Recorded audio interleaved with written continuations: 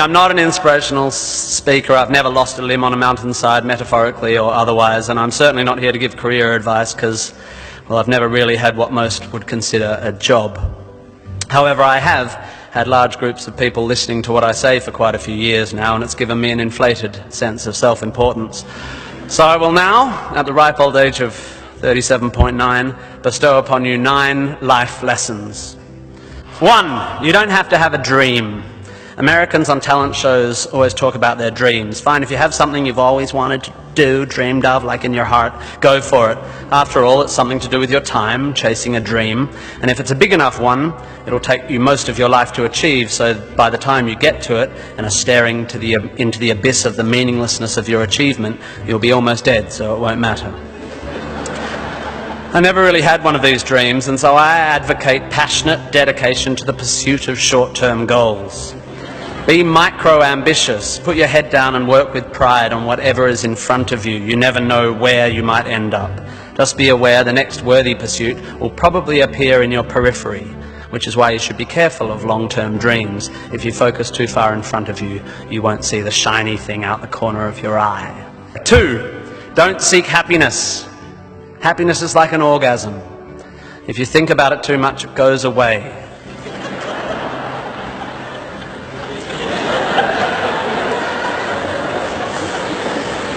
Keep busy and aim to make someone else happy, and you might find you get some as a side effect. We didn't evolve to be constantly content. Contented Homo erectus got eaten before passing on their genes.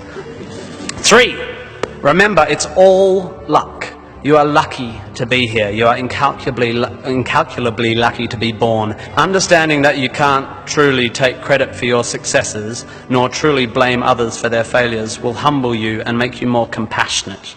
Empathy is intuitive, but is also something you can work on intellectually. 4, exercise.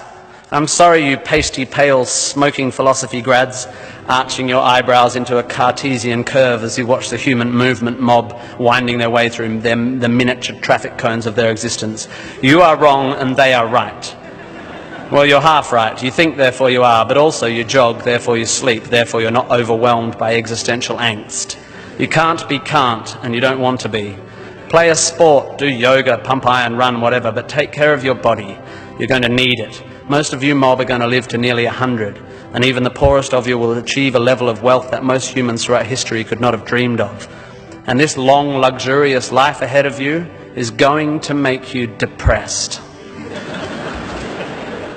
5, be hard on your opinions. A famous bon mot asserts that opinions are like arseholes, and that everyone has one.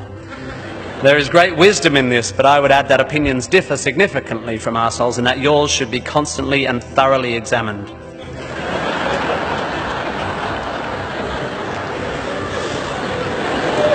We must think critically and not just about the ideas of others. Be hard on your beliefs, take them out onto the veranda and hit them with a cricket bat. Be intellectually rigorous, identify your biases, your prejudices, your privileges. Most of society's arguments are kept alive by a failure to acknowledge nuance. We tend to generate false dichotomies and then try to argue one point using 2 entirely different sets of assumptions, like 2 tennis players trying to win a match by hitting beautifully executed shots from either end of separate tennis courts. 6, be a teacher. Please, please, please be a teacher.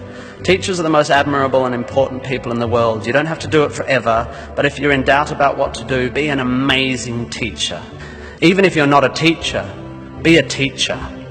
Share your ideas. Don't take for granted your education. Rejoice in what you learn and spray it.